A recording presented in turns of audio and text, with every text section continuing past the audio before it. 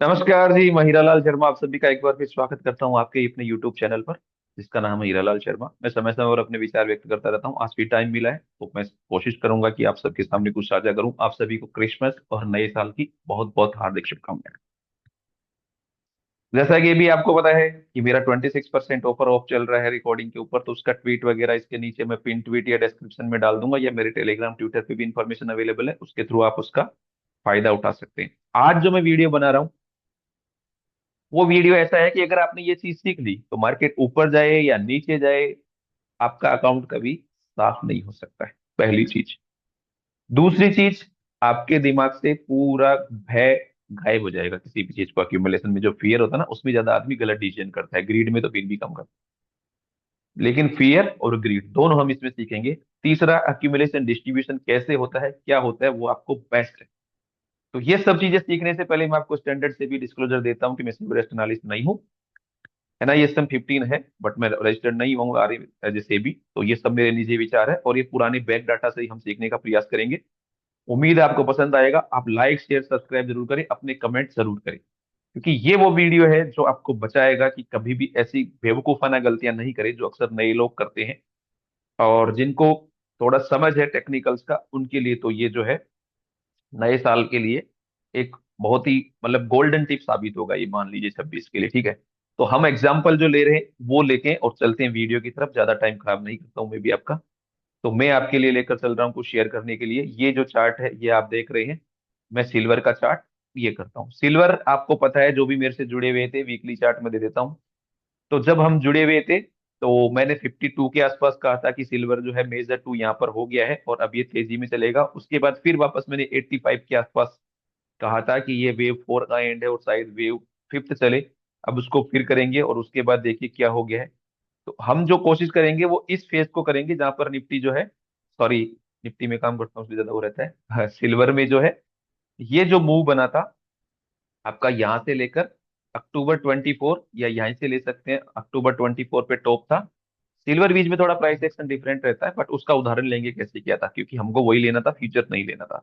ऐसे किसी स्टॉक में या ऑप्शंस पे सबके लिए आपके लिए कारगर साबित होगी स्ट्रेटेजी। आप सीखना, मैं दो तीन चीजें बताऊंगा। तो ये पहली चीज है। और दूसरी, ये यहाँ पर लो बना था 7 अप्रैल को। ठीक है, अभी रिट्रेसमेंट हमने ड्रॉ कर लिया था कि भाई यहाँ से अपन कर रहे हैं, तो एक बार मैं वही लगा देता हूँ आपके लिए। तो आपके लिए टारगेट्स वगैरह निकल के आ जाएंगे कि ये लगभग 29 से लेके 27 के दरमियान का एक रेंज था, ये अपने को मालूम चल गया। अभी किसी को कैसे पता पड़े कि भाई ये सिल्वर यहीं से वापस निकल जाए 2932 से, कि वापस एक बार और लो बनाएगी 2920 का, है ना, ये नहीं पता। डेली चार्ट में थोड़ा प्राइस एक्शन देखते हैं इसका, वापस वहीं पे चल के।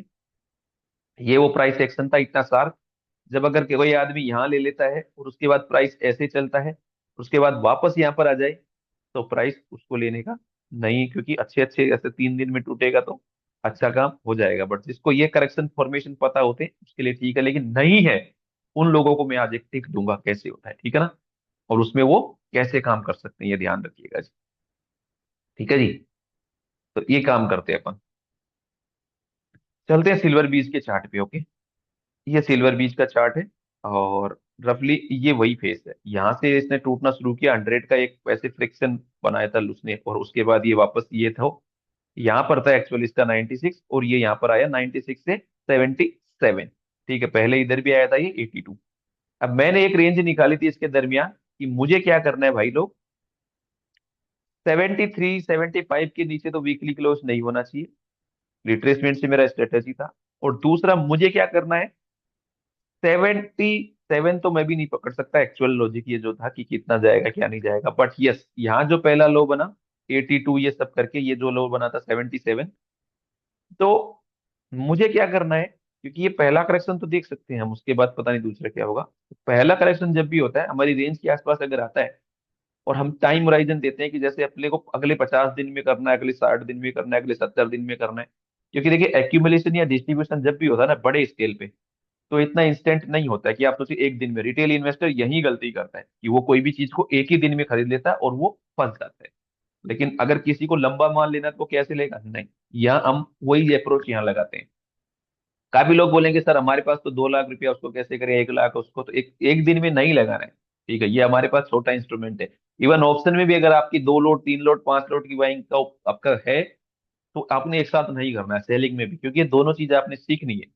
आप इससे कभी भी फेयर में नहीं आओगे और ब्लॉक नहीं होगे। ठीक है, कैसे? आपने एक बेस पकड़ लिया कि भाई मैं जो है 75 के नीचे इसको नहीं देखूंगा। अब क्या करना है, 77 78 80 जब भी प्राइस आई, आपने अपने प्राइस के, अगर लंबा फेस है तो टुकड़े कर दीजिए उसके। जैसे आपके पास आपने 100 रुपये लगाने हैं, तो अगले 20 दिन तक लगाना है तो मुझे 5 5 रुपये रोज लगानी है। अगले 40 दिन लगाना है तो 2.5 वाला लगाना है। 50 दिन में 2 रुपीज रोज लगा, तो अगर आपका वो लंबा चार्ट है, तो यहाँ 50 दिन का अगर मैं सिनेरियो लेता हूँ, तो लगभग लगभग ये उससे भी ज्यादा हो गया थोड़ा बहुत। और उसमें क्या होता है, पुराने टॉप के आसपास कुछ ज्यादा तो आप बेच भी सकते हैं और बेस ऐसे बना सकते हैं। लेकिन अगर नहीं भी करते तो आप एक रेंज फिक्स करिए कि भाई मैं 80 से लेके 85 के दरमियान ही खरीदूंगा, वापस जाएगा तो 75 स्टॉप लॉस रहेगा। जब तक उस प्राइस में है प्राइस, आप रोज के पैसे डालिए। 85 से ऊपर निकल गया, जितना भी आपका आया आप चुपचाप बैठ जाइए, क्योंकि हमको पता है ना तो बॉटम एक दिन में बनता है और ना एक्यूमुलेशन एक दिन में होता है। आप चुपचाप हो जाइए, वापस फिर उसी रेंज में आता है, फिर आप पैसा डालना शुरू करिए। और जब दो करेक्शन होने के बाद वापस प्राइस उसी रेंज को क्रॉस करे, ठीक है, इसी रेंज को वापस क्रॉस करे, बचा हुआ पैसा आप यहाँ डाल सकते हैं। और जो भी आपका एवरेज बना है उसके नीचे आप स्टॉप लॉस रख सकते हैं। उसमें आपको स्टॉप लॉस में 2.53% से ज्यादा रिस्क नहीं आएगा, लेकिन ये बहुत लंबे पेस में एक्यूमुलेशन हुआ है। उसके बाद यहाँ डाल सकते हैं। और अगर आपका यहाँ पूरा हो गया तो बेस्ट है। इसमें आपको क्या क्या फायदा होगा, मार्केट नीचे जाएगी, आपको रेंज बताया, लेकिन आपके पास कैपिटल रहेगी, आपको टेंशन नहीं होगा। ठीक है। दूसरा चीज क्या होगा कि ऊपर भी जा रही है आपके पास कुछ माल है, आपने अगली बार आएगा तब देखेंगे, उसके बाद प्राइस एक्शन कुछ ही फोल्ड आएगा, उसके बाद अगर आपके पास मार्जिन ऑफ सेफ्टी 5 7% बन जाता है तो आप और भी ऐड कर सकते हैं। ठीक है। अगली बार वापस आ रहा है तो आपके पास एवरेज वहीं का वही बनेगा और बचे रह सकते हैं, प्रॉफिट बुक भी करते रहिए। तो अगर आप ऐसे टुकड़े करके डालेंगे, इस स्ट्रेटेजी को आप इंप्लीमेंट करके धीरे धीरे धीरे धीरे, तो ये आपका अकाउंट कभी ब्लॉक नहीं होगा। और ये मेजर वेव्स को प्ले करने का स्टाइल है। इसमें अगर आप वेव थ्योरी किसी को नहीं पता है, तो ये साइकोलॉजी के छोटे से इनपुट कर लीजिए। सेल भी एकदम ऐसा ही करिए। ठीक है, जब भी आपका डिस्ट्रीब्यूशन फेस में बने तो एक साथ मत करिए उसको कभी भी ऐसा। टाइम फ्रेम चेंज करके कर सकते हैं, या धीरे धीरे आपके टारगेट है पहले पूरा निकलिए उसमें से, अगर आपके पास लॉन्ग है, और फिर वापस अगर वो वीकनेस कुछ दिखा रहा है तो छोटी छोटी रिस्क लेके वैसे ही डिस्ट्रीब्यूट करने का प्रयास कीजिए कि वो ऐसा हो रहा है या नहीं हो रहा है। क्योंकि जिसने पैसा लंबा लगाना होता है ना, वो कभी एक साथ नहीं झोंकता है, आप ध्यान रखिए। तो इन फेसेस को आप एक्यूमुलेट डिस्ट्रीब्यूट करिए। और हम जनरली, मैं अपने भी क्लाइंट्स होते हैं उनको भी मैं ऐसे ही रिकमेंड करता हूँ कि भैया आप अगर पैसा ऐसे डालना है ऐसे करिए, थोड़ा थोड़ा थोड़ा थोड़ा। जैसे अभी मार्केट में काफी सारे क्वालिटी स्टॉक्स तो थे, 60 70% डाउन थे, जिनका आरओई आरओसी वगैरह काफी अच्छा था, उन पे कैश फ्लो पॉजिटिव है, ओपीएम अच्छे हैं, ऑपरेटिंग कैश फ्लो से भी आ रहा है गले में पैसे, और डेट भी नहीं है, तो आज नहीं तो कल निकलेंगे। लेकिन हमको वो रेंज पता है और उसी में हमको धीरे धीरे करना है। मार्केट रिस्क का ही गेम है, लेकिन समझदारी भरी और धीरे धीरे करिए। ये एक जर्नी है, ऐसा एक दिन में कभी पैसा नहीं बनता है। बट ये जो अप्रोच है, ये आपको इंट्राडे में और उसमें भी काम आ सकती है। मेरे लिंक्स वगैरह सब इसमें उपलब्ध है ज्वाइन करने के लिए, ट्विटर टेलीग्राम इंस्टाग्राम, वो जो इंस्टाग्राम तो नहीं है, ट्विटर टेलीग्राम है यूट्यूब है, ये सब जो है उसमें आएंगे। तो ये एक छोटी सी स्मॉल अप्रोच है जिसमें आप जो है काफी कुछ सीख सकते हैं कि धीरे धीरे धीरे धीरे कैसे करना है। क्योंकि आपने लंबा पैसा लगाना है और लंबा बनाना है, तो इसी वे में आपको लगाना है। क्योंकि अल्टीमेटली ना तो आपके दिमाग में फियर होना चाहिए और ना आपके पास ऐसा नहीं होना चाहिए कि भाई मेरे पसीने आ रहे। हमेशा आपके हैंड में कुछ मार्जिन ऑफ सेफ्टी और कैश बने रहना चाहिए। जब आपके पास एक कुशन हो जाता है, फिर आपको कोई टेंशन नहीं, आप इस पोजीशन को भी होल्ड कर सकते हैं।